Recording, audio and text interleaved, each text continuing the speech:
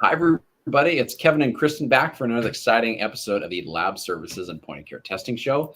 Today, we're talking about something actually pretty fun. What do people already pay for?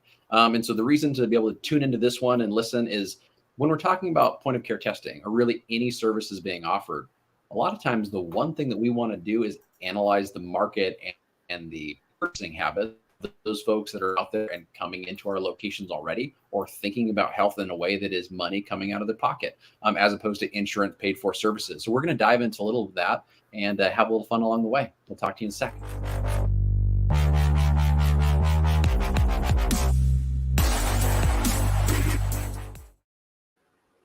All right, Kristen. So what we are talking about today is something that I am always checking the checkbooks on because I know that Savannah just went to Hobby Lobby and she's fantastic. She is very frugal with spending. But Savannah, if there are decorations that she wants, like that is the one thing that she will get. She's all about like the seasonal decor.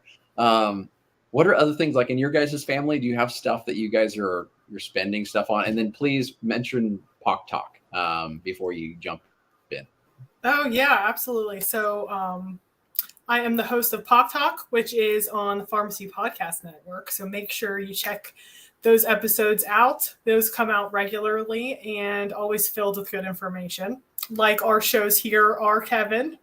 Oh.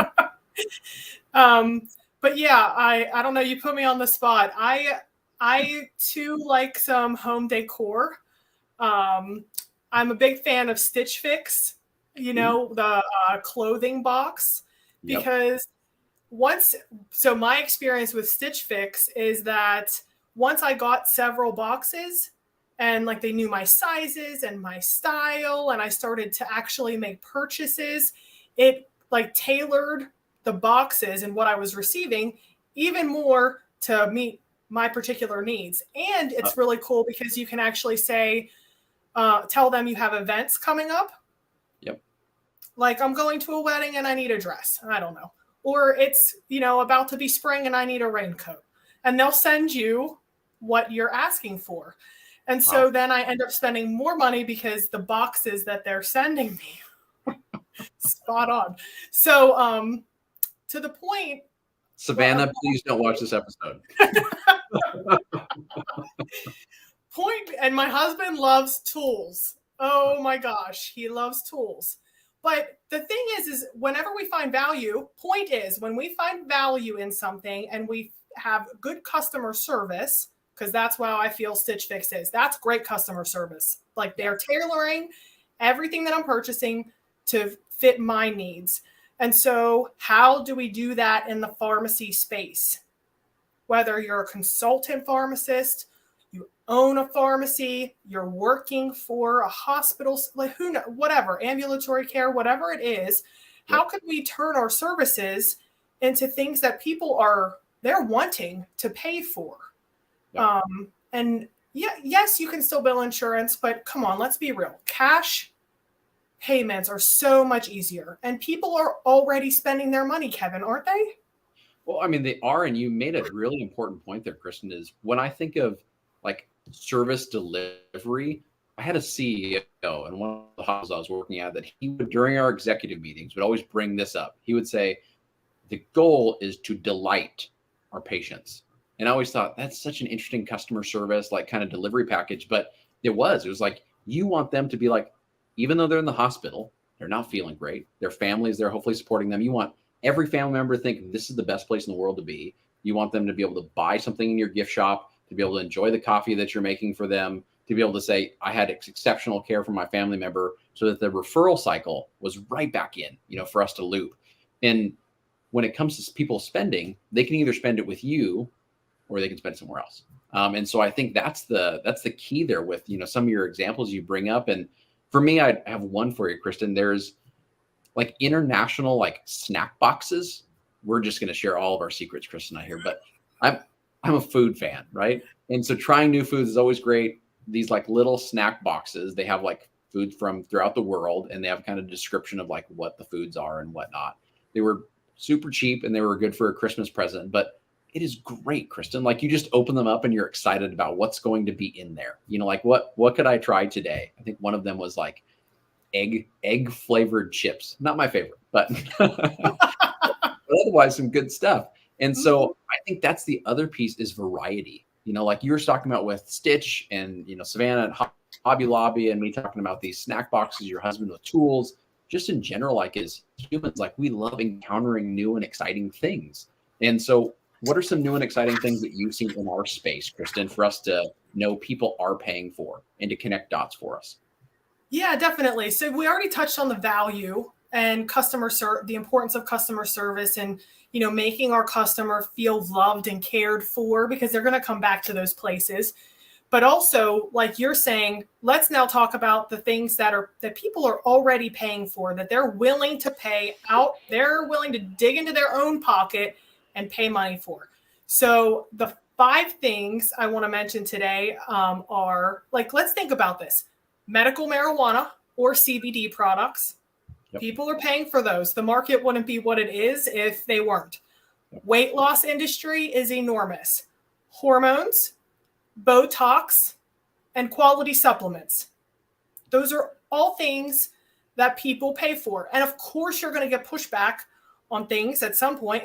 There is a person in every one of those markets that says, this is too expensive, I'm not buying this.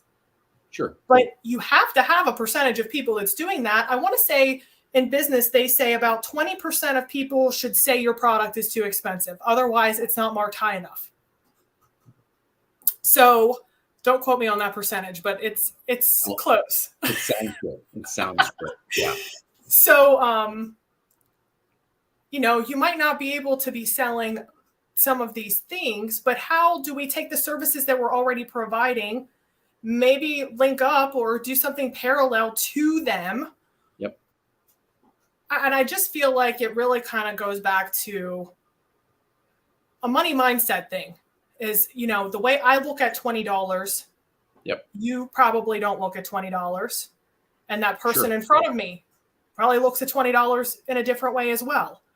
So we need to set our own opinions and thoughts and views and experiences about money on the back burner while we have our business hats on and we're selling our products.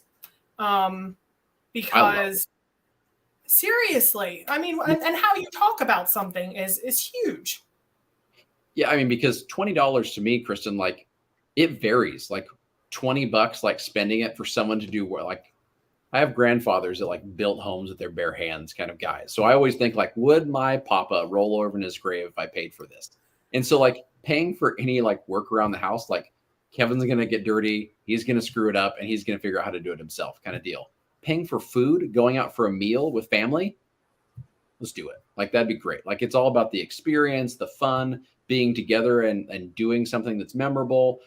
So it's interesting that you talked about the money mindset and not having to target everyone in your entire audience. I feel like we can get really bogged down on like, what will everyone buy? Nothing. Like there's not a lot of things that everyone wants to buy, like in the entire marketplace.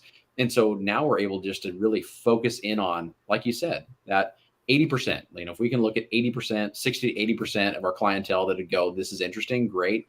The thing that I want us to be able to just kind of touch on is, how do we position it though, Kristen, that mindset shifts from, I don't want to pay a penny for my copay. I mean, we all know that. Like someone comes to the counter, they've got a copay. Usually it's like, oh, my insurance didn't take care of that. Like they want it to be taken care of. But if you're going to a restaurant or other places and getting these kind of services, if you're going to a CBD shop, you're not expecting your insurance to take care of it because you care about how do I feel and how do I look. All the products you mentioned touch on those two things. I mean, one, we could say that is some level of vanity for us, but health is directly correlated to some body components. And then the exact same thing with how I feel. Like there's a lot of things with mental health, with how your productivity at work, et cetera. They're all connected to those elements. And I'd love for you to tell us this, Kristen. How do we frame it so people think of when they come into a pharmacy or when they work with a pharmacy consultant or they come into a clinical setting, if we're offering other services, that those services don't get kind of lumped into the same gray, dull area that they're putting medications in? Yeah, no, that's such a good point. And from my experience, it's all in how confident you are when you're having the conversation with somebody about the product. Something as simple as supplements, or an over-the-counter item. It doesn't have to be a supplement. Let's say you're not into supplements. Maybe it's the Tylenol. Maybe it's the dehumidifier that you have. Something along those lines. It's the confidence in how you talk about the product and the wording that you use. So as a pharmacist, when I was working in community pharmacy, and number one, stepping out into that OTC section is huge, because you're showing that you care about that person and you want to help them get what they came in to purchase in the first place. Nobody comes to just browse your OTC section because they want to see what you have there today. So asking the question of, what are you here for? Is there something that you're looking for? They're always looking for something. Very rarely are they not looking for anything. Yep. And then saying the words, I recommend, or the pharmacist recommends this product. That's another thing. And that's been super effective whenever I'm talking to people. I want the Kristen Tallent evaluation of these two things that I've done at my little community pharmacy. And it was amazing how impactful they were. I did not study them analytically and with sales values, but knowing this anecdotally, my family started using for the boys, like a couple of gummies, like chewable multivitamin gummies. Everybody that came in, they all heard it from me and from my technician, how good they were, like the flavor of them, how good. We had them sell like hotcakes. Like we had to order them in all the time because everybody at the hospital wanted those exact same gummies. And we're all saying, I love that we are going to be able to use these gummies for my family because they taste good and they're recommended already. Do they taste better than any of the other gummies that are out there? I don't know, but they were good and my family used them. So people jumped onto it. The other thing that we did, Kristen, which I wish I would have known you before with the adding lab services and point of care testing into this, but what we did is we made a family flu, cold, upper respiratory kit. And so instead of having all these like mixed products, because I'm always telling all my patients, clients, those mixed products can lead to more problems than benefit. And so what we would do is we would find individual ingredient products and then just list out like, here's what they're best used for, inside of a kind of compendia, so to speak. And then we gave those and sold them as kits, knocked the margins down a very fractional percentage on them to be like, you're getting a deal on this entire bundle, and sold them as a bundle. People loved those. Like, I mean, even the hospital administration was like, hey, we'll buy boxes for these and bows and et cetera to make them look more attractive because people are buying them. So anyway, wanted to get your thoughts on a couple of those ways that we can it's sometimes the wording that you're saying and the packaging can go such a long way. It is. I love that you mentioned those things. Yeah. As soon as you start getting reviews on products, testimonials, that's essentially, word of mouth. Those things are great. I love that kit idea. We should spend next episode or one of the upcoming ones, we should talk about some ways you can make kits out of different pharmacy products. Oh, I love it. But I do like that. And I would say the last thing is giving them a pricing option, because, pricing is often the way people skirt away from things, which is totally fine. You're not going to sell the item to everybody. But if you can say to them, this is the one the pharmacist recommends, and if money is not an issue, this one is even a little bit better. Or, this is basic, but, if you really care about like your premium product, then this is the one that you want. So then that gives them the control to make the decision. Yeah, I mean, I think what one of our viewers here, and if I'm pronouncing your name, I'm so sorry, Avi. But yes, love stepping out to the OTC. It's so true. And I think the one thing, Kristen, with like lab and point of care testing, just to give somebody a nugget before we jump off, is what you just mentioned about tiers is perfect, because it's like saying, hey, you can just get the test done and I can read you the results, or we can do that. Plus I can recommend supplements, or I can do the best thing. I can do that plus supplements, plus clinical review. And, being able to package those things together, I'm excited about next episode. So thanks everybody for tuning in. We will talk to you really soon, and you have a wonderful rest of the day. Bye-bye.